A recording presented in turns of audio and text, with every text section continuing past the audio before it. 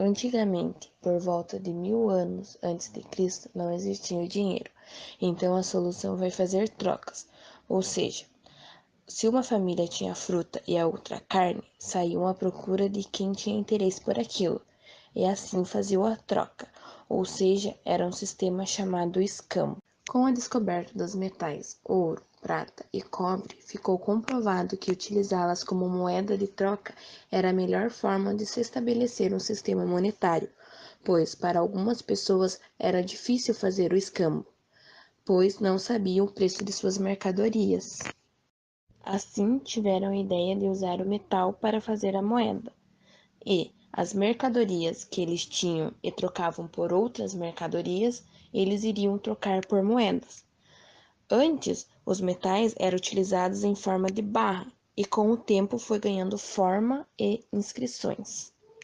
Durante a Idade Média, deram início ao dinheiro de papel, ou seja, as pessoas guardavam as moedas com ourives e, em garantia, entregavam um recibo que representava a quantidade de moeda guardada, surgindo assim as notas de papel. A partir do escambo, tivemos algumas curiosidades, ou seja, gado em latim significa capta, daí que vem a palavra capital, e sal significa salário, que são palavras que utilizamos até hoje. A estabilidade da moeda brasileira passou por muitos planos econômicos, que por vezes não foram eficazes.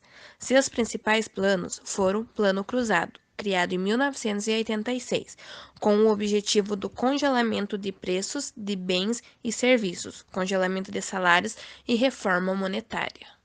Em 1987, foi criado o Plano Bresser, que tinha como tentativa barrar uma inflação em torno dos 23%.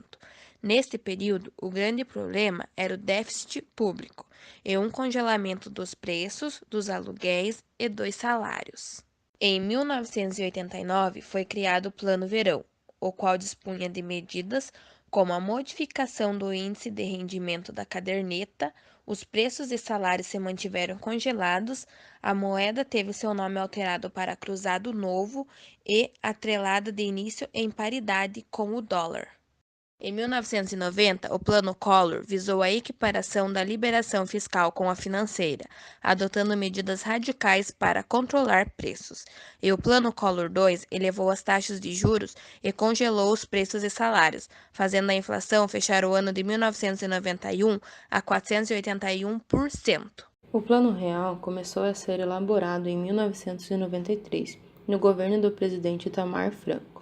O então ministro da Fazenda, Fernando Henrique Cardoso, criou um grupo para desenvolver o projeto, que tinha como principal objetivo a redução e o controle da inflação.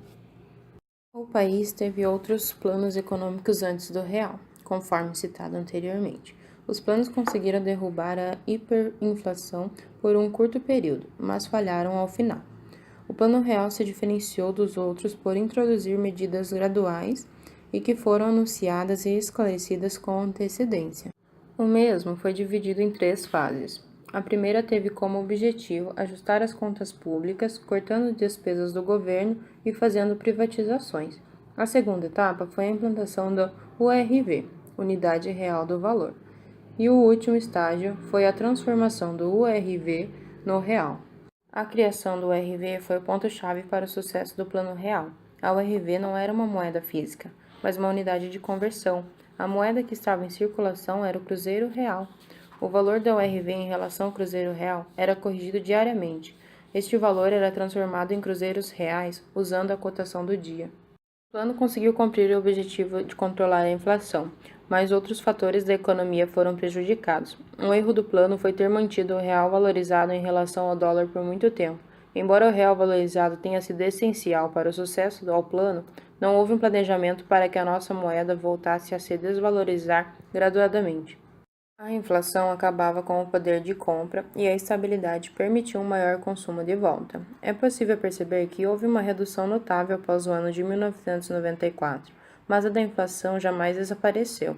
Pensando nisso, o Banco Central elaborou em 1999 metas para que a inflação não ultrapassasse o teto. A estabilidade da moeda resistiu, mas é fato que a inflação não saiu da pauta. Em 2013, o IPCA se aproximou do teto da meta. Mesmo assim, o país nunca mais passou perto do índice alcançado em 1993. As máquinas de remarcação de preços, um dos grandes símbolos daquele momento, foram aposentadas. Hoje o real é considerado uma das moedas mais fortes e estáveis do mundo. Quando consideramos as perspectivas a partir de agora, o país em geral tende a conviver com um quadro econômico mais favorável do que em momentos anteriores, evoluindo de ano em ano para ter estabilidade na economia. Contudo, há avanços ainda a serem conquistados no que diz respeito à estabilidade monetária. Há um conjunto de ações de diversas vertentes a ser cumprido pelo governo, pela população e pelas empresas, para que a sociedade continue desfrutando de um ambiente economicamente mais estável. Atualmente, para ajudar a manter os preços comportados, o governo criou há 17 anos atrás um sistema chamado de metas de inflação. Desde 2006, o centro da meta é de 4,5%, podendo flutuar 2 pontos para mais ou para menos. 2009 foi o último ano em que o governo conseguiu atingir o centro da meta. Portanto, o cenário vivenciado nos dias atuais é resultado de uma política econômica responsável e pautada em bases concretas que colocaram a economia do país em estabilidade, mesmo depois de tantos planos econômicos que se mostraram instáveis e fracos.